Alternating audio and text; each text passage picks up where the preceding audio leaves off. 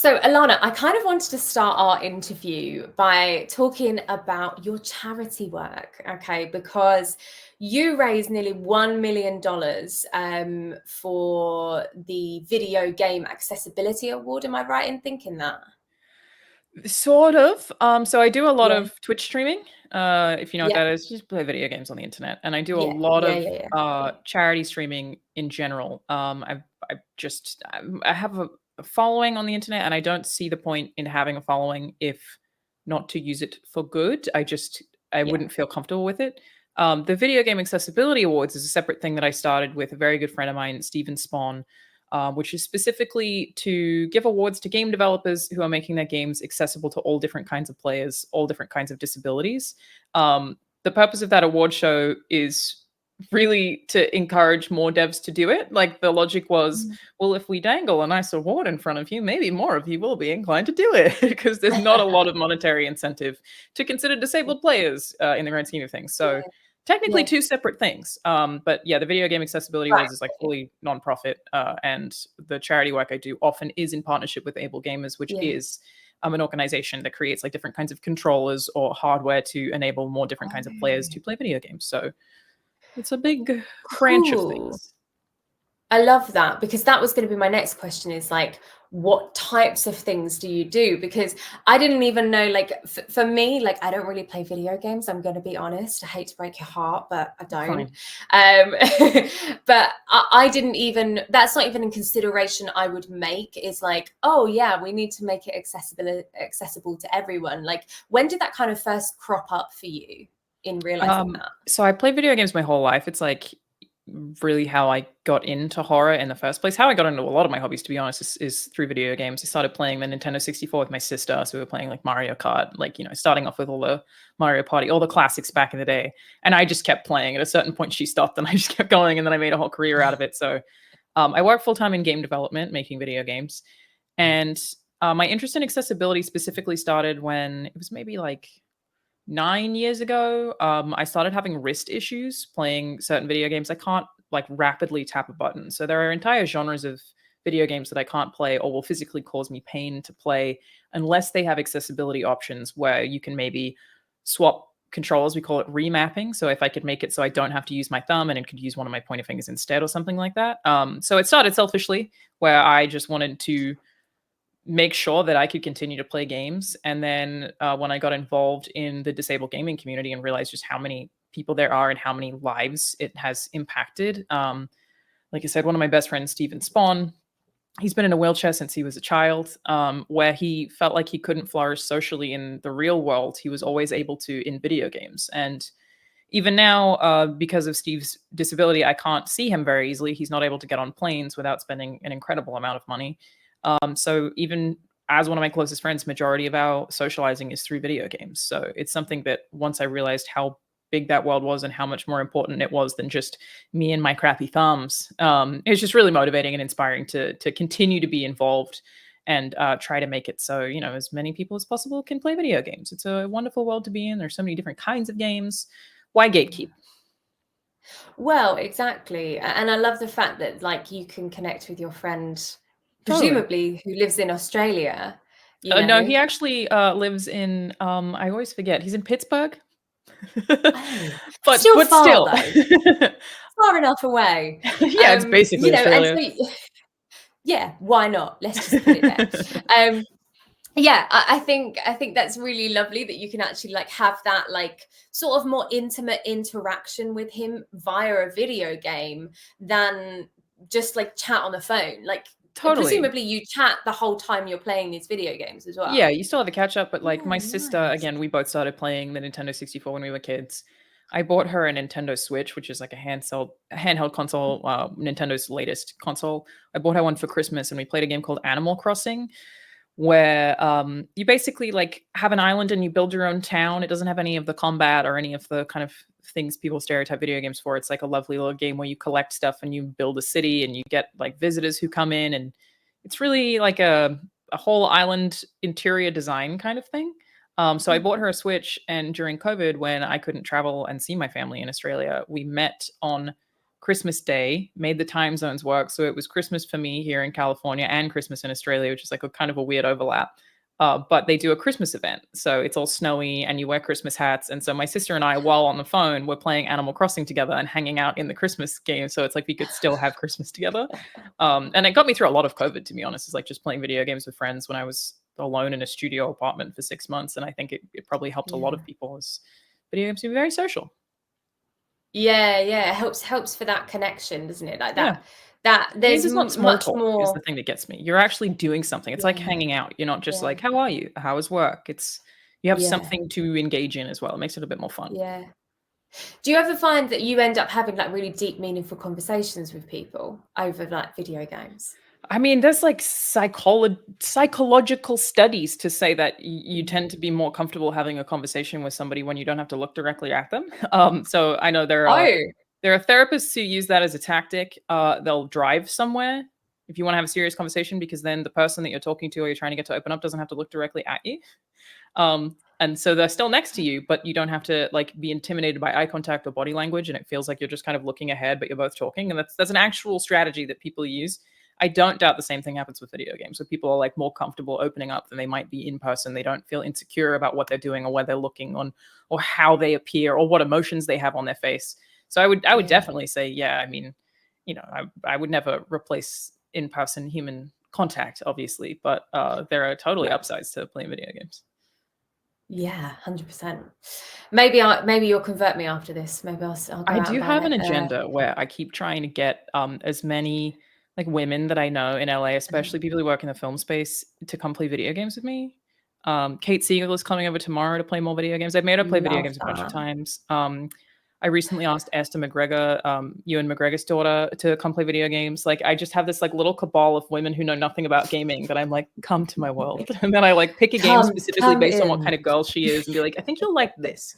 It's been really, really fun. And I have not yet had a single woman be like, this is lame. This isn't for me. Everyone's like, when are we doing it again? So yeah, you're welcome.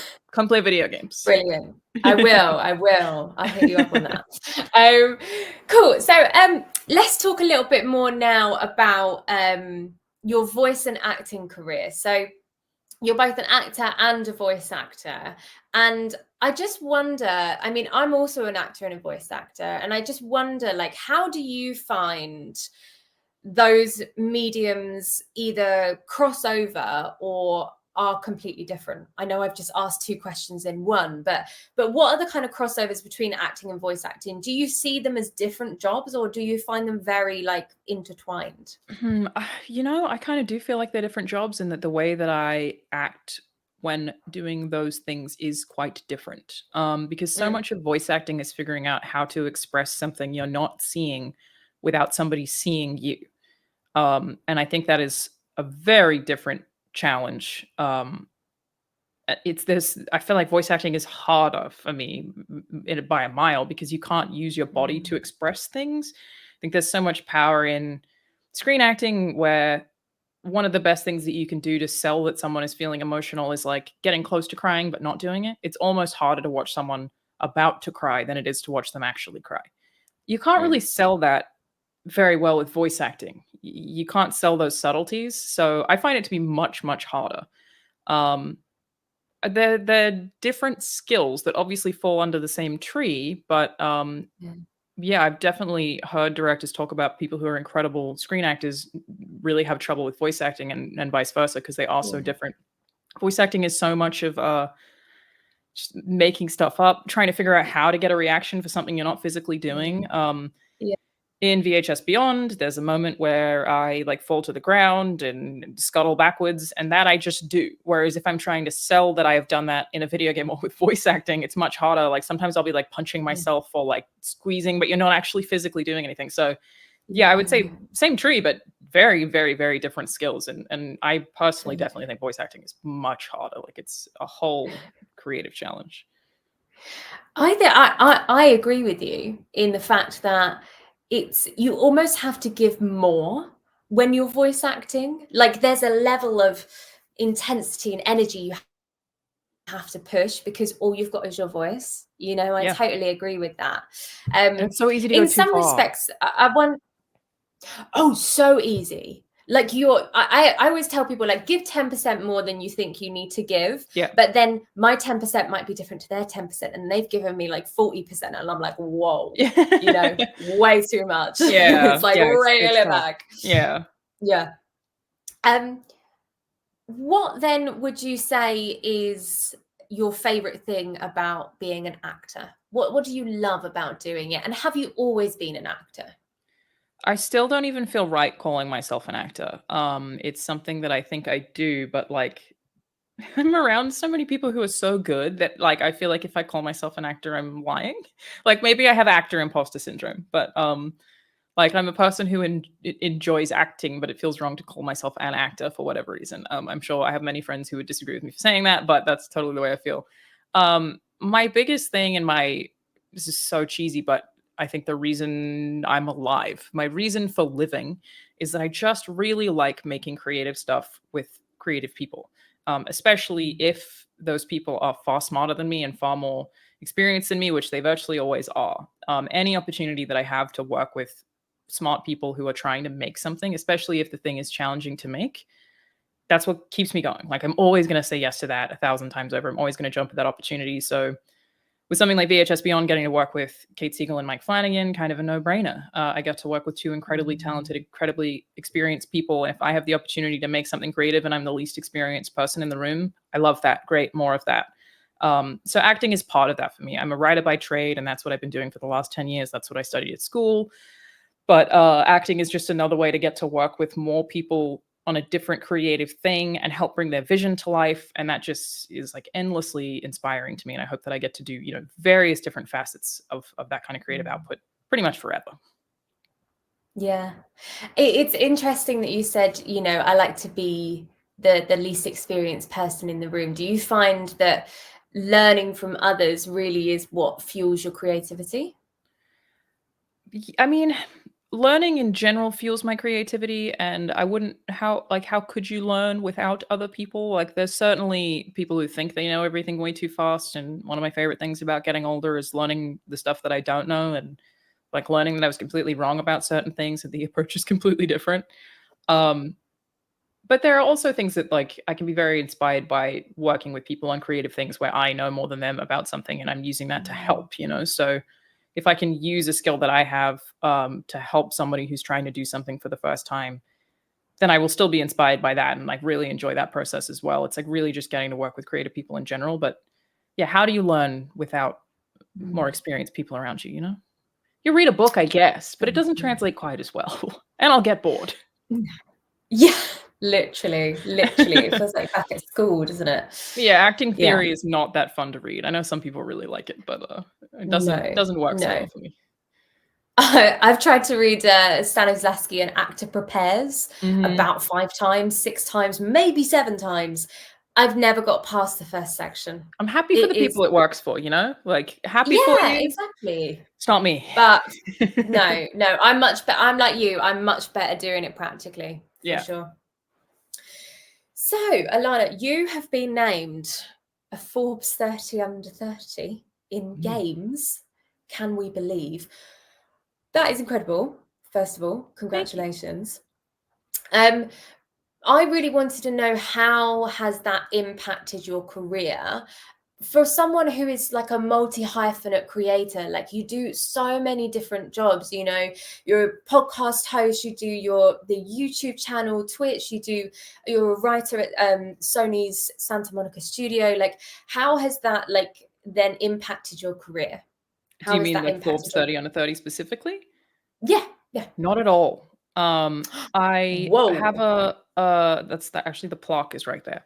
It made my parents very proud because they finally understood that video games mean things. Not that they didn't beforehand, but they knew what Forbes was.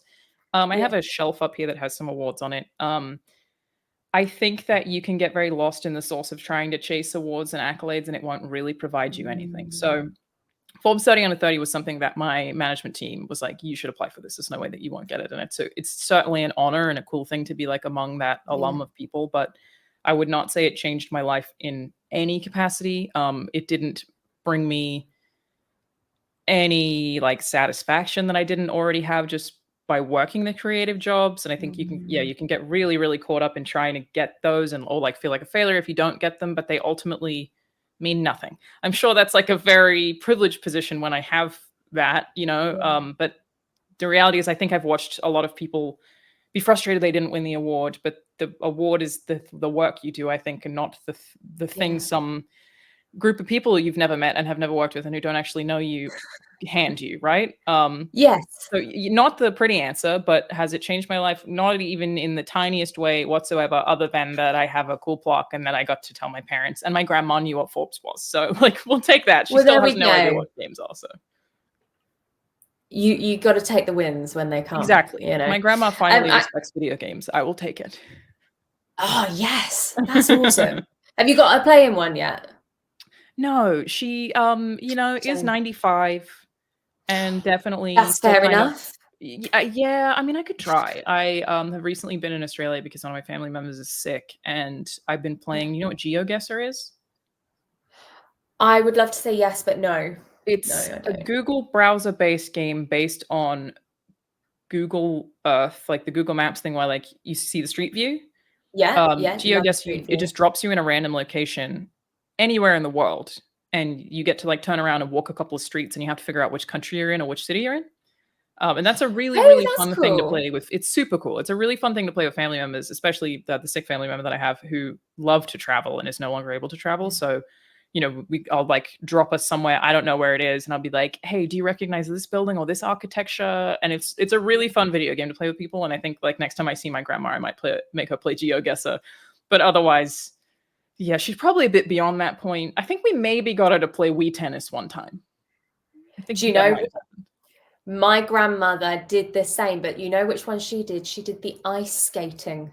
Oh. She loved it. We had the winter sports edition. Very specific. I love that for her. I know, she did the ice skating and she was loving it. She was having a great time. She was like, that's amazing. Honestly, I love it. I've never seen her. I think that's probably the only time she's played a video game as well. We'll take it. Like you said, we'll take what we can get. Exactly. I actually love though that you've given us such a truthful answer about the Forbes 30 under 30, because I think there is this misconception of the awards and accolades that they are going to give you something or they're going to fulfill you in some way. And I think like the fact that you've given us a truthful answer, because I'm sitting here going, wow, Forbes 30 under 30, like that's amazing, like thinking like, why haven't I got that? That's how they get you. Like I appreciate that, and like I'm, lucky to be in a position where I'd even be considered for it. But the luck feels more like it's like the people who've helped me through my career and the opportunities I've had than the plaque itself. Which, when I got it, I was like, cool. But it had no change in my life at all, and I think that I've definitely watched people kind of. The way that I found out that I was on the list was that somebody texted me and said, hey, congrats, I also applied, but I guess they couldn't have two women from the same industry do it this year. So the way that I found out I was on that list was like very negative, with somebody who was mad that they didn't. And I wish that I hadn't found out that way. But I was like, oh, if I get this thing and then it makes other people feel crappy, then it means even less to me, and I would prefer she had it instead. And you can definitely watch people, especially in creative fields, feel like they haven't made it until they've won an Oscar or they've won an Emmy or they've won whatever thing they have. And I don't know, it probably seems cheesy, but I think the wins are, like I said before, the cool people you get to work with and the things that you learn along the way. And like, I'm not trying to, it feels like an anime plot, but I really do feel that way. It's like always happy to be a part of something and be recognized by peers. That always means something, but it doesn't mean anywhere near as much as any of the jobs I've worked on with other cool creative people, Well, exactly. And I think it sounds like, you're doing what you love every day, and totally, it fulfills you. And it's like, well, you don't need any more than that, sure, it's nice, but it's really refreshing to hear that actually, like, it's just it's a thing I put on my shelf. That another thing I have to adjust. The writing for the video games that you do, I mean, that's a really cool job. Like, I hope you know that. Like I still that's a feel that really way cool every day. job. Yeah, I love my job. Yeah, Like very cool. when I first got the brief for this interview, I was like, she's cool. I want to be friends with this girl. Thank you. I don't know about that, but thanks.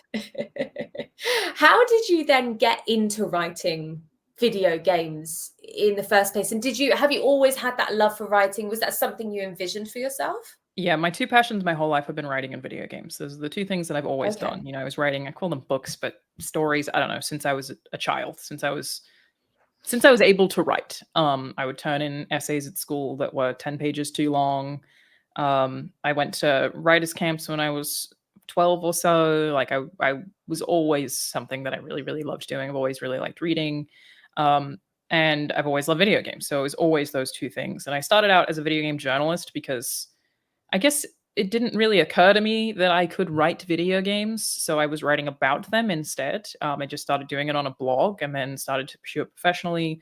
Part of my degree, I majored in entertainment writing, which is what I do now, and journalism, which is what I started out doing before I made that transition. And then when I was a journalist and I was mostly doing video game journalism, the more that I spoke to game developers, the more I realized that was where I wanted to go. Because you're right, it is really cool. Like it's such a cool thing to do. And as I was saying earlier, I just kind of built on the thing about working with different creative people is like heightened in video games where someone can be an expert on something that you've never even heard of, some kind of physics that you will never understand. And they're so experienced and so educated on that one really cool niche technical thing.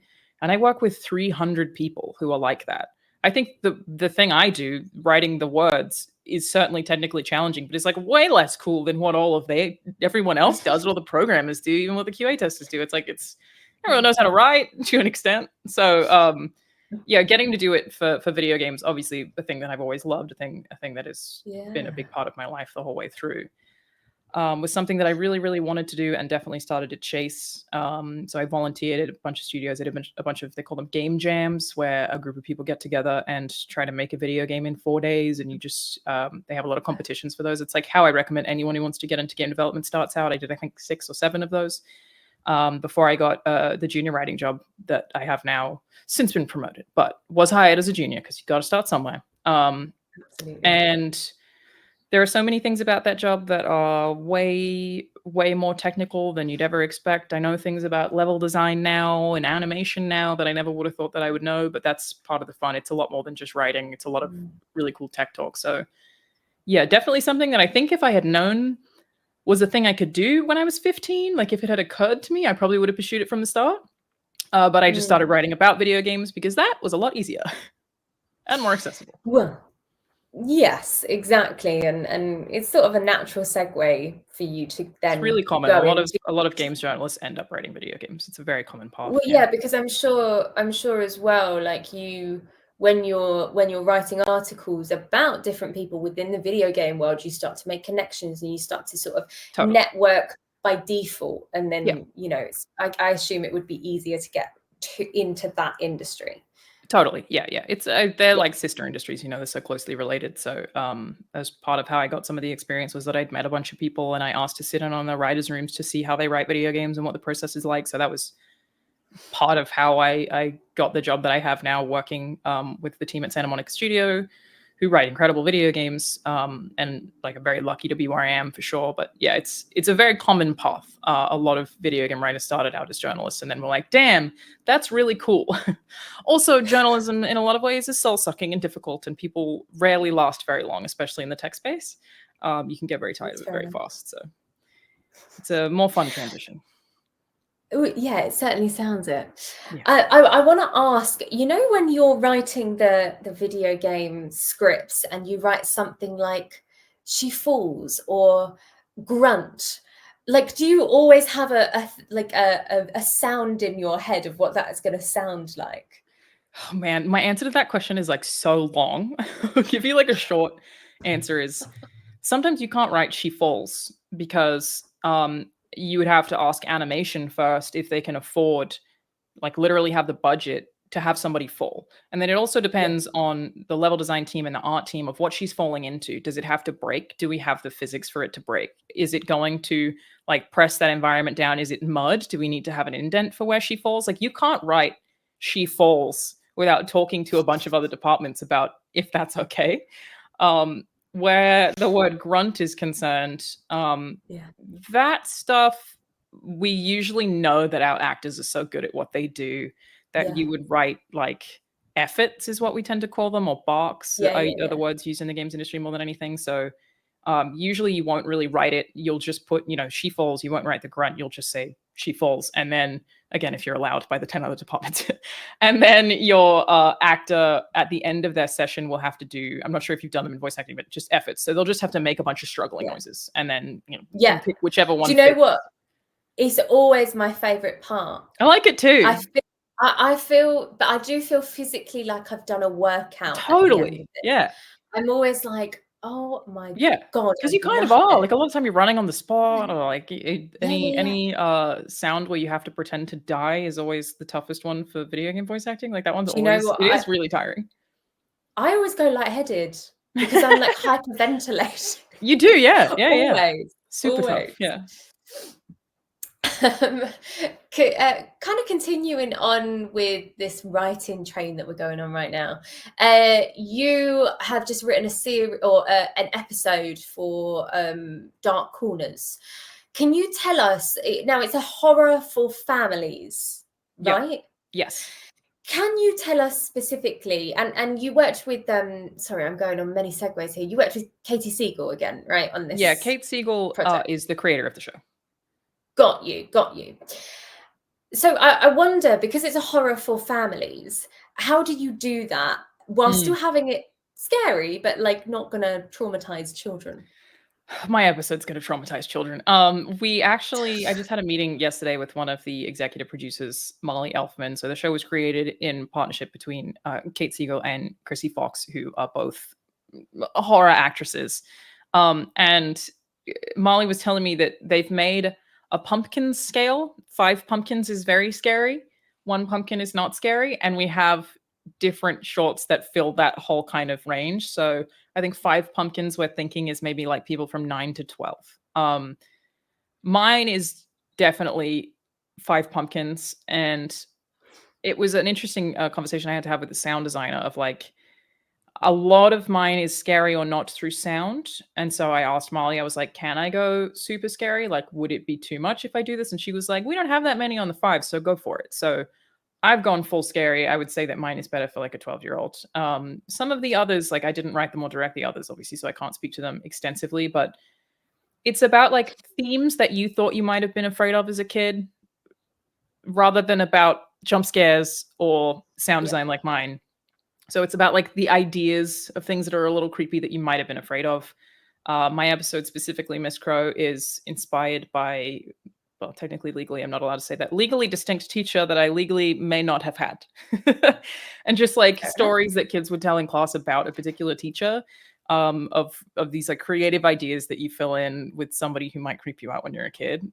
So yeah, they're all just like basically taken like little tiny ideas of things that you felt afraid of as a kid and blown up to any of our various pumpkin ratings, which I think is really fun. Like we were talking yesterday, if we are able to succeed in any way from this, from making Dark Corners, and that it ends up being globally adopted pumpkin rating scale, that would be a huge success. I like it. I'm down for it. And not just at Halloween, all year round. I think that's a great way to do it. Yeah. It's there's that website for if the dog dies. It's that, but pumpkin rating. Like, how scary is it? Yeah. Can I watch this? I feel like I have friends who'd love that. I would definitely love that. Because I watched VHS Beyond, in preparation for this interview. I had to get my partner to sit with me to watch it because I thought it was going to be really scary. Turns out, wasn't that scary? Just a bit gory. I've had people ask if they can watch it, and they'd be like, I'm a coward. And I'm like, I think you'd be fine to watch my segment. Some of the others might gross you out a bit. Well, I don't think we're 5 pumpkins. I don't think you're 5 pumpkins. No. I'd say, and me being like a real scaredy cat, I'd say like a 2, maybe like a 2.5. It's more just like creepy and like gory than it is like scary. There's no like jump scares. And now I thought it might be jump scary because Kate Siegel was involved, and I watched that Haunting of Hill House. I didn't sleep for a week. I did not sleep for a I week. think That's so scary. it's terrifying. I think that show is the scariest of the various Mike Flanagan works. There's one jump scare in that show that's in a car, and Yeah, that jump scare, which I'm just trying not to spoil in case anyone hasn't seen that show, it's brilliant. It's very good. it You should is. watch it. That it wasn't planned. Like basically Mike told the actress to jump whenever she wanted, so the others didn't know when it would happen either. So the Oh other my people God. in that scene were also actually jump scared, which I think is such a good idea. It was terrifying. It's so sudden and so unexpected because it was sudden and unexpected, like it wasn't Yeah. actually planned. And yeah, very very scary show. There's, yeah, yeah. But no, VHS Beyond, not so scary, just creepy and gory. Yeah. What was it like working on that with such big horror veterans? Yeah, I mean, for me, so I only worked on the one segment, which is the last short called Yes. Stowaway, written by Mike Flanagan, directed by Kate Siegel. It was really fun. Um, when you're on set and, you know, our set was made of paper mache, um, and nothing scary is around at all ever, you know, you don't feel in any way horrified when working on horror is the thing people always say, and it's totally true. It was just fun. Like we had a lot of fun. But getting to work with Kate Siegel on this is the first feature film that I've been in, it's just such a treat. She's so experienced and so talented and so comforting. She's a really, really collaborative director. This is her first time directing, and it was just I'd work with her 1,000 times over, even over some of the other directors that I've worked with, because she let me really play with it and be free and like make bad choices, like just have the freedom to make the bad choice Yeah. to before I would find out what I thought the right choice was. And some directors, like you can feel judged or pressured, or like she really, I think being an actor came into it with an acting background of like being like, okay, this is largely a one woman show. Got to make sure that I had the time. So there were some things that we did in 2 takes because we didn't need any more, and some things we did in 10 because that's as many as we wanted to try play around with. So yeah, it was honestly really fun, great learning experience for sure. I would do it 1,000 times over. Really, really fun. Oh, well, hopefully you get to in the future. Do you see more films? Like, would you like to do more films from doing this feature? Totally. Like I said earlier, I will work on Yeah. anything I can with other cool creative people. So it's not like I'm trying to like pursue ending up in a Marvel movie or anything like that. But yeah, I Well, you never definitely know. will. And would definitely work with Kate again 1,000 times over if she ever wants to Yeah. direct anything else, which I'm sure she will. I'm sure I would be like, Yeah. listen, Kate, anything you need, I will do it. So yeah, for sure. Well, you know, you're playing video games together now. I mean, It's true. that says it all. That Mhm. says it all. She's in my world. I'll be in hers a little as well. It'll be great. There we go. Exactly. It's lovely though that she allowed you to take that time on Yeah. set and to actually just play around, because I think Yeah. that's half of acting, isn't it? It's just like the play of it. It's So much of about it's silly. Like it's, you know, we used to do it as it's so kids. Like silly. it's I just there are certainly things you have to take seriously when acting, right? There are moments that you have to Mm, take seriously, and I keep telling people that I had never done any horror acting before. I've largely done comedy and I've done a little bit of drama, but I'd never done horror before. And mm, a lot of it is breathing and shaking, and I really didn't know that your body can't necessarily tell that you're not afraid. It's a very weird feeling, where you'll feel like you're afraid because you're shaking and you're yeah. hyperventilating, and I know mentally that I'm not scared of anything, but my body doesn't know that. So there was a day where I like had to walk on set and go for a walk and really have a breather because it like I felt Mm, terrified, even though I knew logically there was nothing that I was afraid of. yeah. So that can certainly go beyond the play aspect. But you know, so much of how acting starts is just taking on different characters and trying new things. And Yeah. we always used to do it as kids, and now we do it as adults, and just gets I filmed. know. That's it. That's it. And you get paid for it. So it's Yeah. quite nice. You know, I always say to people, I'm like, I have the best job. Not Yeah. rubbing it in, but I'm pretty sure I've got the best job. Thank It you is very super much. fun. Yeah. You know, I get to play all day. Yeah. Like, who doesn't want to do that? Do you know what I Totally. mean? That's really interesting though that you say about like the whole like psychophysicality of it all, of like the shaking and the breathing and everything. Like it so plays into it. And I think you don't actually realize, like when you're watching a film, you're like, oh, that's really cool, or like, oh wow, she's really scared in that moment. But it's like you're actually like thinking about what that actor's, even myself as an actor, like I'm like, oh, it doesn't even enter your head of what that actor's had to actually go through in order to show that on screen. And so yeah, it's really cool. It sounded like you learned a lot about your craft as well in this film. For sure, definitely. Yeah, it's like invaluable. I would have oh, sorry. I would have done it for free if I could have. That is my door. Well, there we go. No, you're all good. You're all good. Right, one more question before we kind of wrap up. Obviously, there's the gaming world and the film and TV industry is constantly evolving. So where do you kind of see yourself getting to within the next few years? Like, what's the next thing for you? So like I said, I work full-time in game development, and I've been working on the game I've been working on for several years now, and that's like my main focus.